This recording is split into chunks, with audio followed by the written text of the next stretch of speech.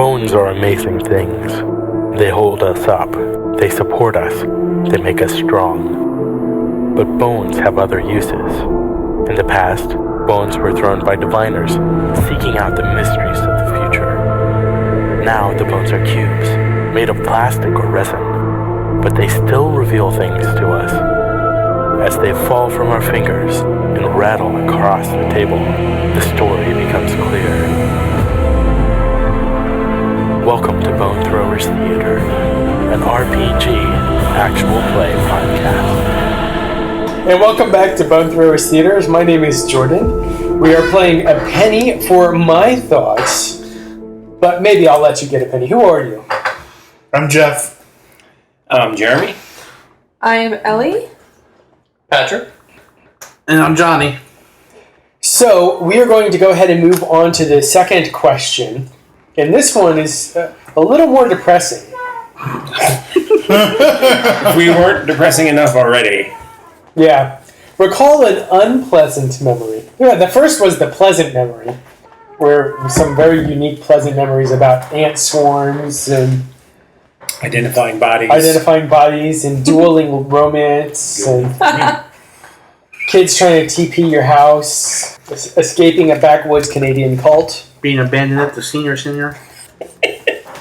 We're going to go ahead and move on to the depressing questions now. All right. So I think Jeremy has the most coins at the moment. I do. I have 4. Okay. So at this point, you get to go ahead and draw your trigger memory. Or memory trigger, excuse me. What'd you get? Stubbing my pinky toe. Oh! Who wrote that? I hate that. That's a negative memory right there. Go no and that's just the trigger. We're going dark here. Oh my gosh. That's just the trigger. All right. Was it hard losing your glasses? Yes, and the sun was particularly blinding that day. Do you often lose your temper like that? Yes, but it's surprisingly less often than it used to be. Did you learn your lesson? Yes, I'll be better prepared next time. Was this how you lost your pinky toe? Yes, but an inch the other way would have been the whole leg. Did you enjoy the Switchfoot concert with your daughter? Yes. That's actually Jeremy's favorite band. But, unfortunately, it was only the live stream. Oh. I remember a time when I wanted to go find the perfect Christmas tree for my daughter's first Christmas back with me. So I went out into the snowy forest in upstate New York and felt like I'd been walking for at least a mile or 2 before seeing the cluster of trees at the bottom of the hill. Unfortunately, I lost my footing and started tumbling down the side of the hill. Luckily, I managed to stop myself about halfway down. But somewhere along the way, I realized that my sunglasses had fallen off. Searched for about 10 minutes, couldn't find them. So I picked up the axe, continued down the hill. The sun was really glaring off the snow, so I didn't see the 8-foot drop at the bottom of the hill. So I kept walking. And obviously not having any ground to stand on, started to fall. I dropped the axe. And when I landed, my foot landed on the blade of the axe, slicing through my boot, about halfway into my foot, right in between my pinky toe and the 4th toe. That's the worst. I don't know how long I was laying there. When I woke up, I was in the hospital, foot all bandaged, and not knowing what had happened, I decided to rip all the IVs out, storm out into the hallway, and it took 2 nurses and 3 security officers to get me back into my room. Little did I know that my daughter was right there in the waiting room, hearing all of this. And 1 week later, I was back to having supervised visits with my daughter. And in the hospital, on her phone, we got to watch one of her favorite bands perform on Christmas Eve. So now you can move on to the actual bad news. Alright. At the conclusion of the concert, we talked for what seemed only like a few moments when the CPS worker they were supervising said it was time to go. That her uncle was there to pick her up and assume custody. And I said through my tears, what can I do to get another chance? or was it Ellie? Proceeded to grab your daughter, pull out the IVs, and run out of the room. Yeah, that was it. I had it. I pulled out the IVs, scooped up my daughter, knocking over the CPS worker, and ran out of the room, hobbling. Add to my collection, good sir. Thank you.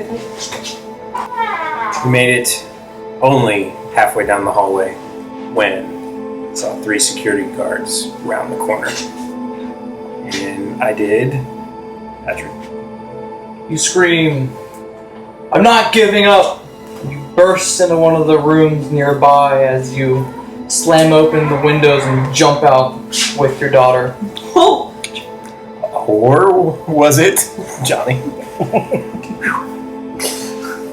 Tackle the orderly, keep running, just to be tackled by police yourself. Yeah, that was it.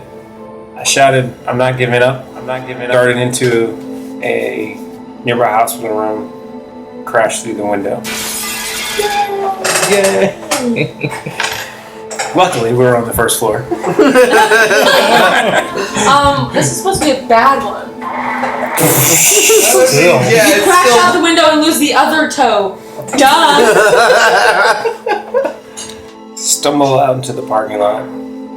Barefoot, cut up, bleeding. Notice a couple getting out of the car. The lady is pregnant, so I'm assuming it's the father. In haste, just leaves the car, running, doors open, and You knock the couple over in haste to get into their running vehicle. or was it? You take the scalpel that you had, and you hold it to the throat of the young mother holding her baby, and you force her into the car. Remind me to never be pregnant around you. Too late. Yeah, that's it. In haste, I knock over the couple and get into the running car. Gosh, you're terrible. Would you have rather I held a mother hostage with a scalpel? Oh my god. Yes. Not Dran Renner. So yeah, car door slam, step on the accelerator. With your bad foot? Both feet are pretty cut up right about now. And at that point, I don't know if I was still medicated, because I can't recall whether my daughter was actually shouting for me to go, go, go, or saying no, no, no, as I hear sirens in the distance. And that's all I remember. I'd say that was definitely negative. I was so negative. You've lived quite a life there, so. Penny for my thoughts. A tumbleweed. I'm so happy I got that one. A tumbleweed. We've been lost in everybody else. I get it. I wasn't with you, but I get it. This is one of your band stories. Yes. It is. We were on the road, and our friend Tyler, the entire trip, he was like, I just want to see a tumbleweed. I just want to see a tumbleweed. It'd be so cool to see a tumbleweed. And we're driving, and we're going down the road. It's been 3 weeks. It's been 3 weeks on the road. He hasn't seen a tumbleweed yet. And we're in, like, Arizona, Texas. Like, What? where they're supposed to be Supposed to everywhere. be, yeah. Yeah. And we get to this place, and there's like a million tumbleweeds for like, I don't know, a 20-minute stretch. And we're sitting there trying to wake him up the entire time, trying to get him to see all these tumbleweeds. He is dead to the world until we get out of the tumbleweeds. And then he wakes up, and we're like, dude, you missed all the tumbleweeds. Should have pulled it over and grabbed one and put it in his lap. We thought about it. It's funny. So a tumbleweed. A tumbleweed. Okay then. Do you ever feel like a tumbleweed as you move across the South with no real purpose in life? Yes, but I do have my good days.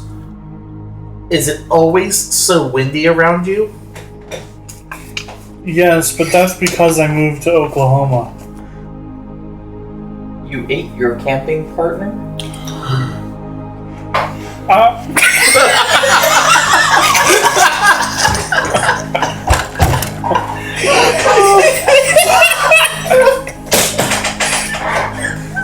Yes, but it was a pig. There we go. Good job. Saved it.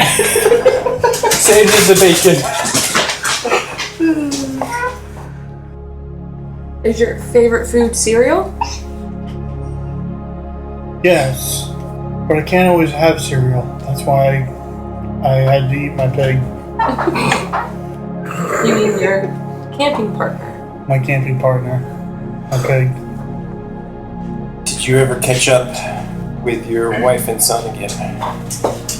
Yes, but I wasn't pleased to see my son. Alright, I remember when I was camping in Oklahoma, which I moved to recently, and it was breezy all the time. And I was camping with my pet pig, and we were just drifting through like tumbleweeds, pondering existence, wondering why we felt so alone and useless, but it was just me and my pig. It was a good pig. And he tasted good too, because I had to eat him. I ran out of food, so I had to roast him up and eat him on the road. And the reason I was camping is because I was out hunting down my family, trying to catch up to my wife and son. I would have had cereal, but I ran out of cereal. That's why I had to kill the pig. Eventually, I finally did catch up to my wife and son on the road, but I wasn't very pleased to see my son. He had been a brat ever since I smashed his magnifying glass. We never could get over that hurdle, the two of us. He was always mad at me acting out, and I was always mad at him for acting out. When I caught up to my wife and son, what did I do? You walked up to the truck that they were in, went to open the door, and it was locked. Or was it Patryc? Caught up to your wife and son and started to yell at them for leaving you at the gas station 20 miles back. I started yelling at them for leaving me at the gas station 20 miles back, because I knew it was my son that did it. He was the reason they left. The animosity between us just kept growing and growing. I finally put my foot down, and what did I say to him? You're either going to start respecting me, or you're going to find your way on your own. Or was it Your pet pig tasted mighty fine. I like that one. Your pet pig tasted mighty fine. And I knew you were looking forward to keeping that pig, but it was so good. I ran out of cereal 2 days back. And I had no choice but to eat your pig. My son came at me with his fists, and I knocked him down to the ground. My wife came over to try and stop the fight. And what did I do? You paused for a moment to watch a passing tumbleweed. A tear came to your face, and you whisper, "Damn you, Oklahoma." Or was it? Your wife grabbed your arm, and while you were pulling it free from her, you ended up hitting your son right in the nose, killing him right on the spot. I stopped and paused and watched the tumbleweed go by. And reflecting, a tear came to my eye, and I whispered, "Curse you, Oklahoma. Curse you, Oklahoma." And then I walked away off into the sunset without my family. That was quite a family vacation. Congratulations, sir. Your memory has been completed. A penny for my thoughts. Well, that puts Ellie next. The feel of a slide. Like a hot slide or This is the feel of a slide. slide trombone? I guess whatever she wants it to be at this I point. guess so. Or whatever we make it. Or that. Oh, Lordy. Alright, let's begin. Is your favorite color truly chartreuse? Yes, in fact, I put little Edward and Brent in it all the time. It went so well with their eyes. Yes, do you hear the little babies now? Oh, Edward. Do you often let the children go down the slide by themselves? Well, yes, darling. Can't you hear how they enjoy doing it by themselves? Do you hear the baby? Oh, Edward would have my head for it. But you know what? You hear that, baby? You hear Edward and Brent? They adore doing things by themselves. In fact, I leave them unattended all the time. They do so well with it. Except for that time when I found that knife in their hand. But that's no matter, dear. That's no matter. All right. Next. Does coffee really go straight through you? It makes it look chartreuse. Yes, unfortunately it does, darling, it does. And I always get coffee before we go to the playground. I put the boys in chartreuse and we go to the playground and they slide down the slide and then I have to, drink my coffee and then I have to run off to the restroom, which is why they're always unattended on the slide. Do you regret choosing the playground with the wood chips rather than the rubber floor? Yes, because on the way to the restroom, I fell, and the wood chips punctured my face. Oh, I have to go back to the hospital. It really was a tragedy upon my beautiful face, I must say. This was when you misplaced Edward? Yes, I did. In fact, you would think a grown man would know where he should be.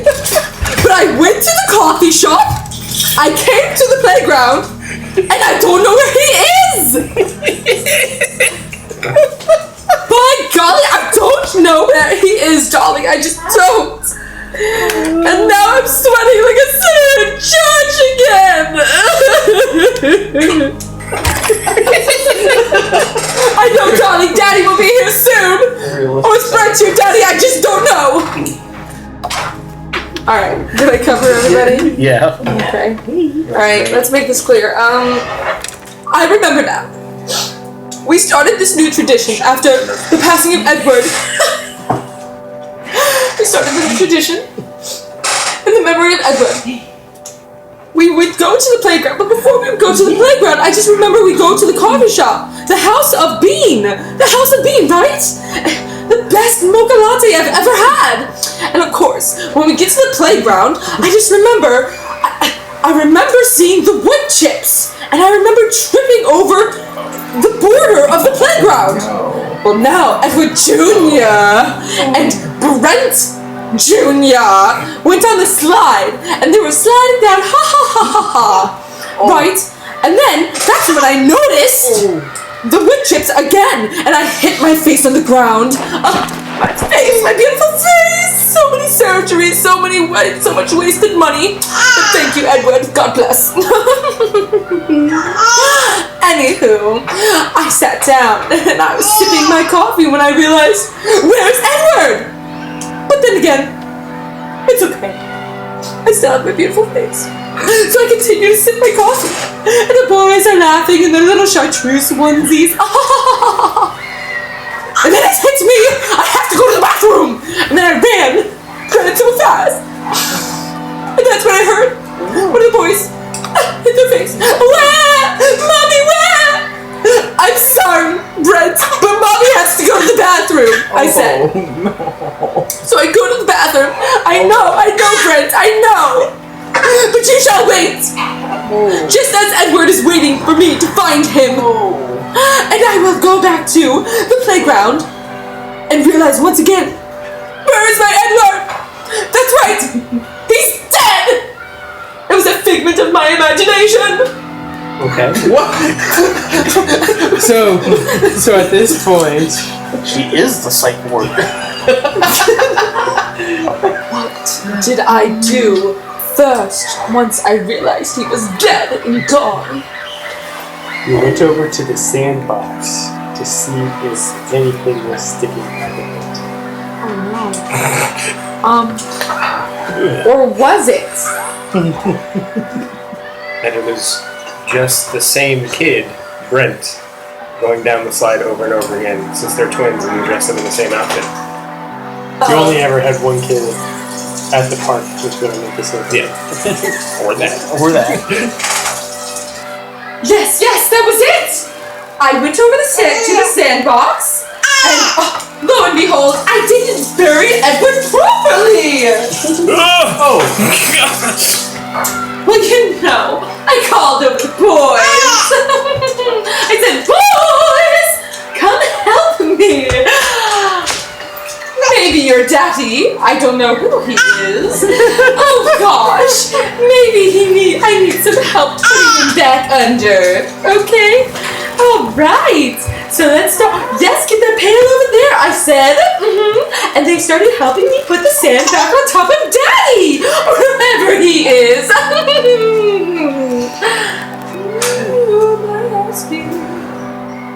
You decide that perhaps maybe you should move the body under the slide instead.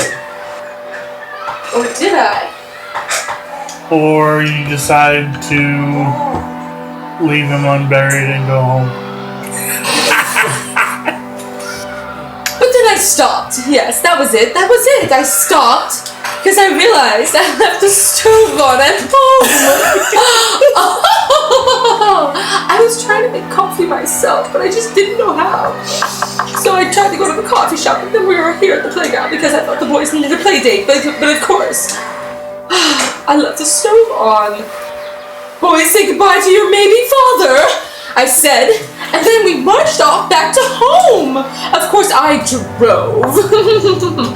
I think the boys made it. I'm not quite sure. But when I got home, Brent was there. Oh, loving man, except for the part that he, killed his brother. But never mind that. I assured him that, Edward was still over by the playground, whether or not he's fully buried. We both laughed. He asked me, "Oh, how was the slide, sweetheart?" And I said, "Oh, it was perfectly fine." And then the boys came in, and they said, "Mommy, we just saw our Uncle Edward. He chased us all the way home." And I said, What did I say? That's when you turned to Brent and got pretty demanding, saying, "You couldn't even kill him right the first time. Get back out there before I have to do it myself." You turn to Edward and you say, "You couldn't even kill him right the first time."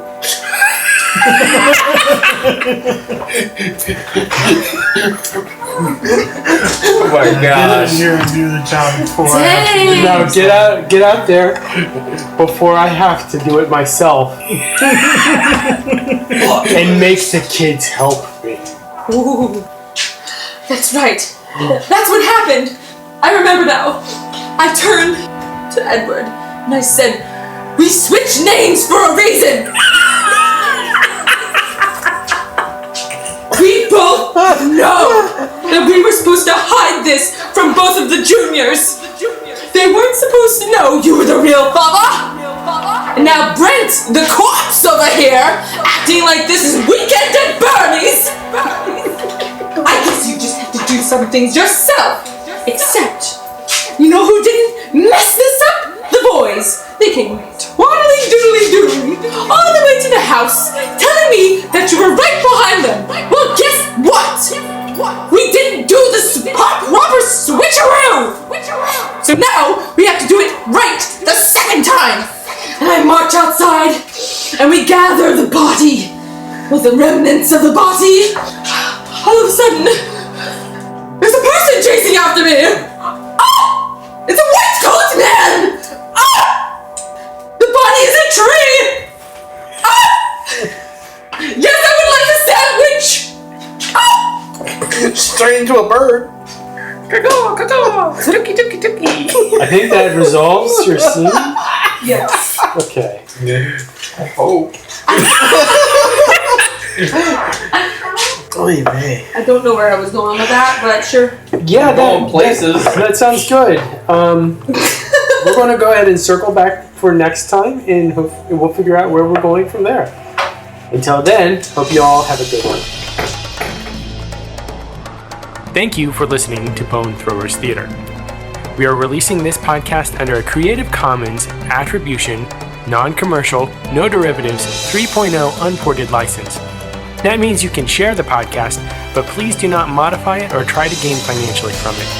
If you would like to visit our website, you can do so at bonethrowerstheater.com.